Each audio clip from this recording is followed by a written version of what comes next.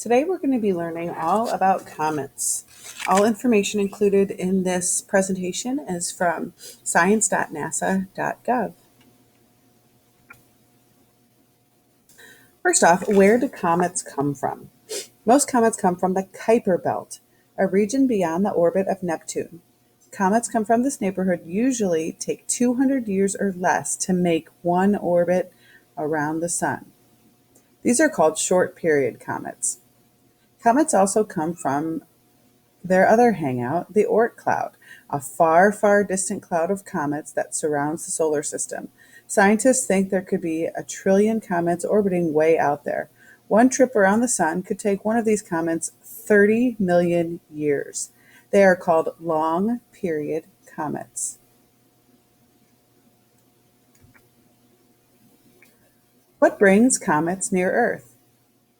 Sometimes the gravitational pull of a passing star stirs up comets in the Oort cloud. Some might get sent flying into the inner solar system.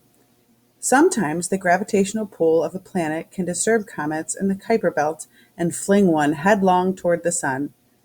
The sun's gravitational pull takes over, shaping the comet's path into a lopsided orbit. The comet is pulled faster and faster toward the sun. It swings around close to the backside, then it heads out again to more or less where it came from. Some comets dive right into the sun, never to be seen again. When the comet is in the inner solar system, either coming or going, that's when we may see it in our skies.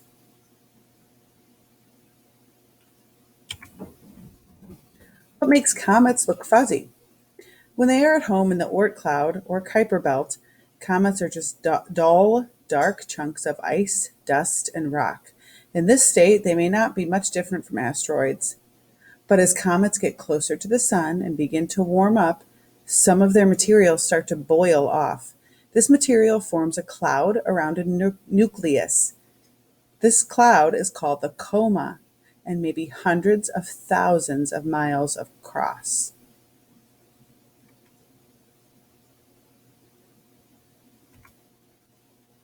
What do comets look like up close?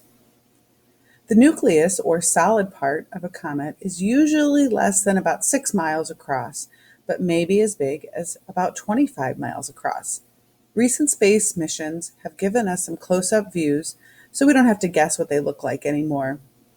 The Deep Space One mission found rugged terrain, smooth rolling plains, deep fractures, and very, very dark material on comet Borrelly in 2001. A few years later, space mission Deep Impact flew very close to Comet Tempel 1. That comet also appeared very black on the outside, as black as the charcoal briquettes for your barbecue. What's inside a comet? Comets seem to contain a lot of ice, some rocks and dust, and some gas.